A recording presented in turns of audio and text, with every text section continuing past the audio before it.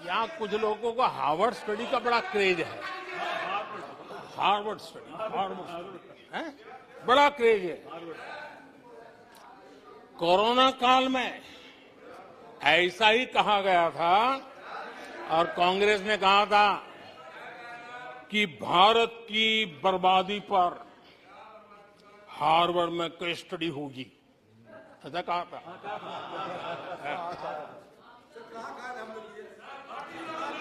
और कल फिर सदन में हार्वर्ड यूनिवर्सिटी में स्टडी की बात कल फिर हुई। लेकिन माननीय अध्यक्ष जी, बीते वर्षों में माननीय अध्यक्ष जी, बीते वर्षों में हार्वर्ड में एक बहुत बढ़िया स्टडी हुई है, बहुत इंपॉर्टेंट स्टडी हुई है। और उस स्टडी है, उसका टॉपिक क्या था मैं जरूर सदन को बताना चाहूंगा। और ये स्टडी हो चुकी है। स्टडी है the rise and decline of India Congress party. ये स्टडी हो चुका है और मुझे विश्वास है अध्यक्ष जी, मुझे विश्वास है भविष्य में कांग्रेस की बर्बादी पर सिर्फ हार्वर्ड नहीं, बड़े बड़े विश्वविद्यालयों में अध्ययन होना ही होना है और डुबाने वाले लोगों पर भी होने वाला है। आदरणीय अध्यक्ष जी, मैं ऐसे लोगों के लिए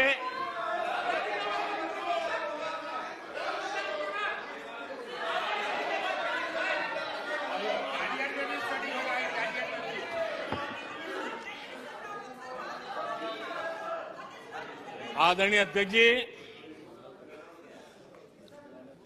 इस प्रकार के लोगों के लिए दुष्यंत कुमार ने बहुत बढ़िया बात कही है और दुष्यंत कुमार ने जो कहा है बहुत फिट बैठता है। उन्होंने कहा है, तुम्हारे पांव के नीचे, तुम्हारे पांव के नीचे कोई जमीन नहीं, तुम्हारे पांव के नीचे कोई जमीन नहीं। कमाल ये है, कमाल ये है कि फिर भी तुम्हें यकीन नहीं। देखिए, हमने 9 साल देखा है माननीय कंस्ट्रक्टिव क्रिटिसिज्म की जगह। माननीय आप सदन के नेता हैं, आप माननीय सदस्यों को समझा दें। लोकतंत्र के लिए जिसकी ये आवश्यकता है, संसदीय परंपरा के अनुरूप नहीं है कि बैठे बैठे बोलें। नो, गलत, नो, नो, आपने भी बोला है, गलत तरीका है ये। नो, बैठ जाइए, गलत तरीका है। ना, जब सदन के नेता बोल रहे हैं तो आपको मर्यादा से सुनना चाहिए। प्लीज बैठिए।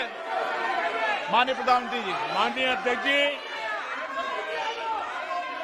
पिछले 9 साल हमने देखा है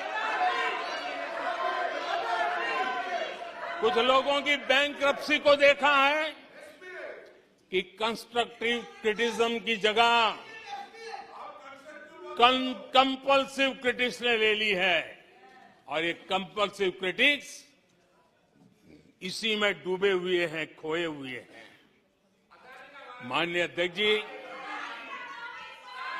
सदन में भ्रष्टाचार की जांच करने वाली एजेंसियों के बारे में बहुत कुछ कहा गया और मैंने देखा कि बहुत सारे विपक्ष के लोग इस विषय में सूर मिला रहे थे।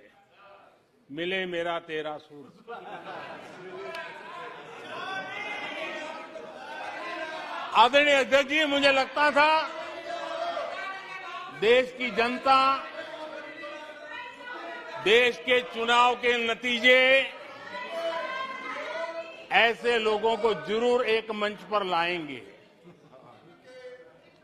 लेकिन वो तो हुआ नहीं। लेकिन इन लोगों ने ईडी का धन्यवाद करना चाहिए कि ईडी के कारण ये लोग एक मंच पे आए हैं। ईडी ने इन लोगों को एक मंच पे ला दिया है।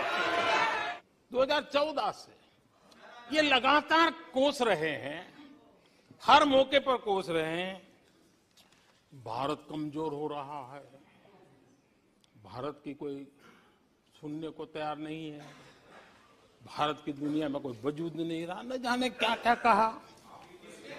और अब क्या कह रहे हैं?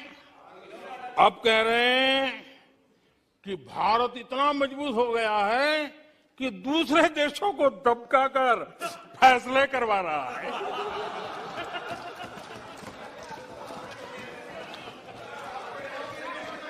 अरे पहले ये तो तय करो भाई कि भारत कमजोर हुआ है कि मजबूत हुआ है। माननीय अध्यक्ष जी,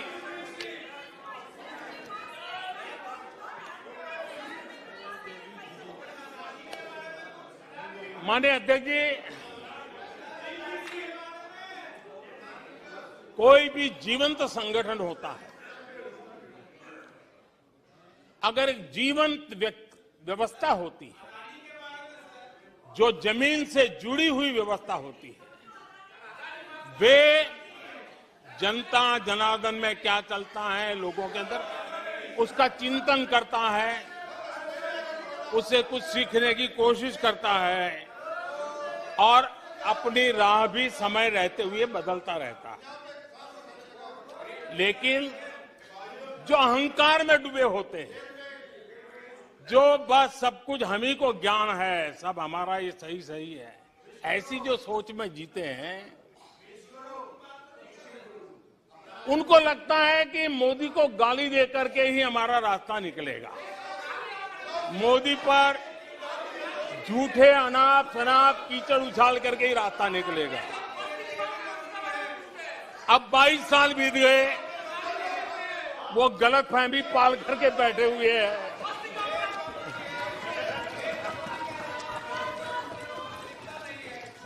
आदरणीय अध्यक्ष जी,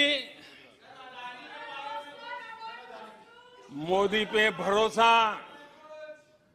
अखबार की सुर्खियों से पैदा नहीं हुआ है। मोदी पे ये भरोसा टीवी पर चमकते चेहरों से नहीं हुआ है।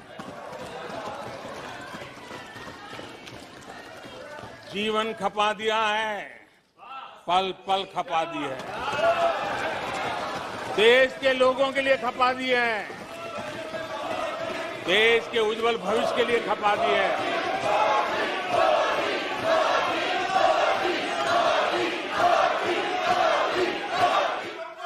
एक बार जंगल में 2 नौजवान शिकार करने के लिए गए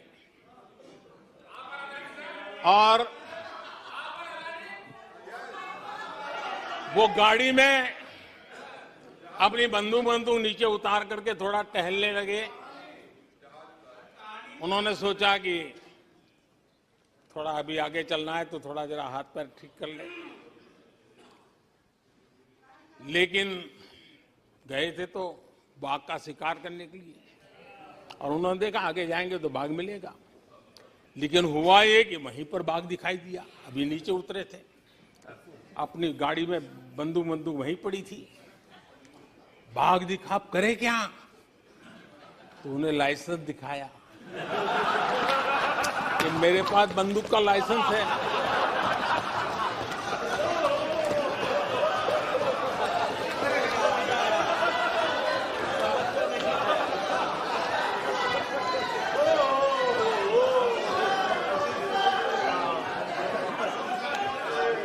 इन्होंने भी बेरोजगारी दूर करने के नाम पर एक कानून दिखाया, वो कानून बना दिया है। अरे देखो कानून बना दिया है, ये इनके तरीके से पल्ला झाड़ दिया।